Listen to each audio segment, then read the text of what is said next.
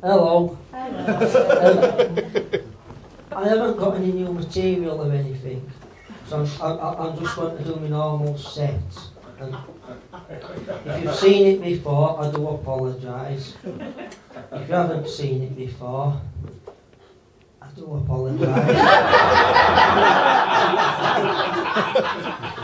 I got an email of a young lady calling herself a kitten strangler, and I said to Tiddles at the time, I said, "Don't worry, Tiddles, don't you panic.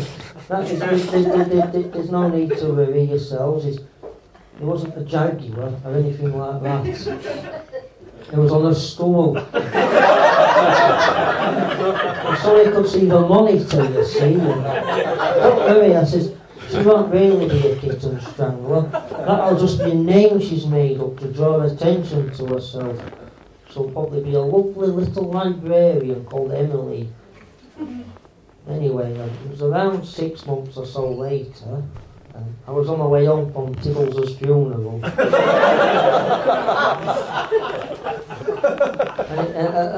and usually at this point, I'd have headed off to the brothel.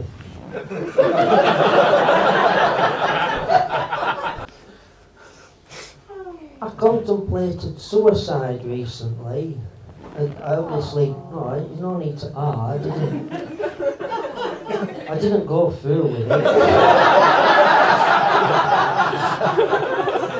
I wasn't going to tell you that. I was going to leave that as a bit of a cliffhanger at the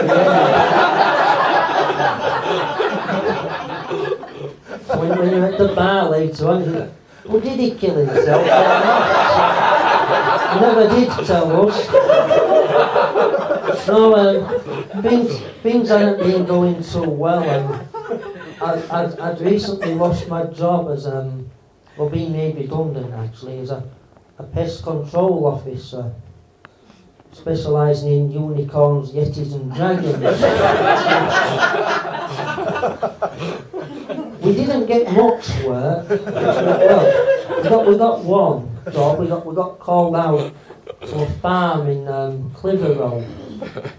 But it turned out to be a donkey with an ice cream cone. I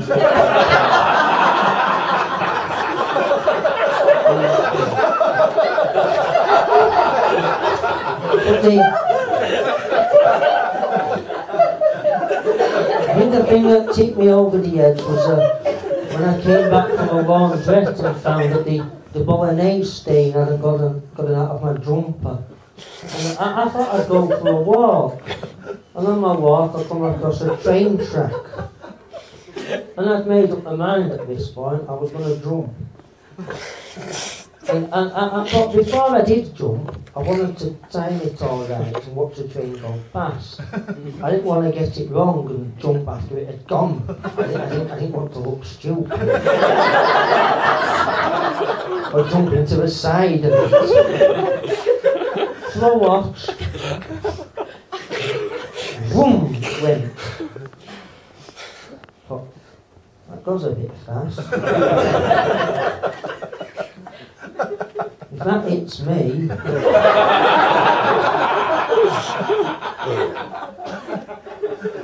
it'll hurt. So I checked my pockets, I had 69 pence. So I bought a packet of Jaffa cakes and went home instead. But on my way home, I visited the brothel. I knocked on the door and a woman answered, which was a relief to me.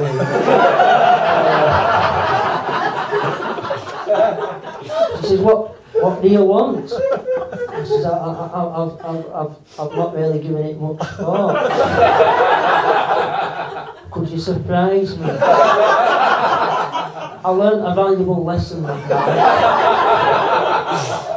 Never say surprise me to a dominatrix. At the time of her life she did. She took me upstairs and then she led me into a room. And it was horrible. It looked like a dungeon. Which was quite fortunate really, because it was a dungeon. She says to me, "Right lad, can you take my clothes off? I said, I think so. I said, I did it last night. But to be honest with you, it may have been a fluke. I gave it my best shot, I really did, but I'd forgotten to take off one of my socks. So I told her I had a verruca. And I was keeping it on for health and safety.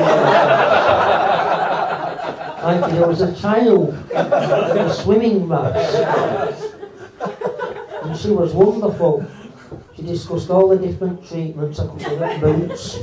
I says, come with me. I says, well, I'm buying a cream, you can apply for a job. I says, it'll be wonderful there. I says, you'll get yourself a nice little uniform. She interrupted me there. She says, I'm for hundreds of uniforms. I'm a prostitute. Oh, I says, have you got a maid's one? She says, aye, lad, I have. So when she dressed me as a maid,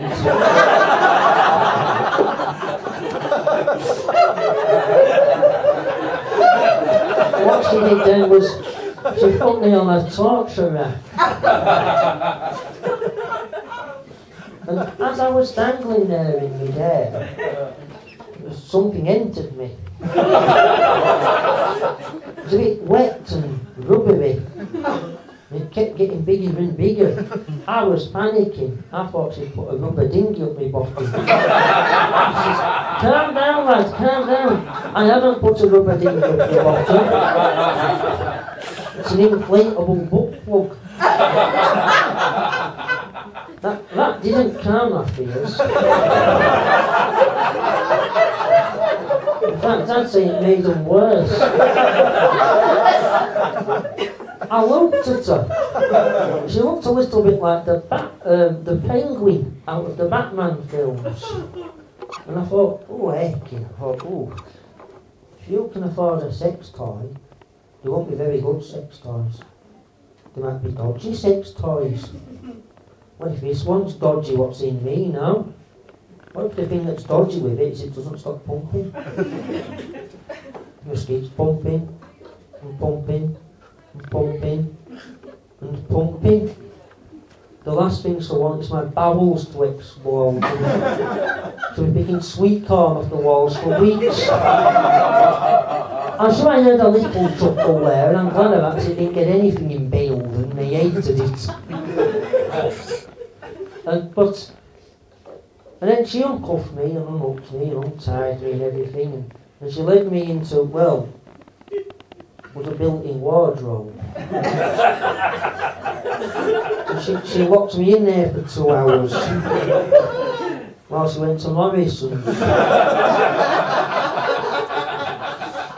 with me wallet. See, I didn't know she was bringing me back the Cornish pasty, and I began to get a little bit peckish. And then I remembered a film I'd watched about some children. They went in a wardrobe. They discovered the magical world of Turkish delight and talking lions. I'm quite partial to my Turkish delights. I'm not keen on talking lions. They eat you. In fact, they tell you they're going to eat you. That's worse for me. But as I was in there, I did look for Narnia, but I didn't find it. See, I was in Hebden Bridge at the time.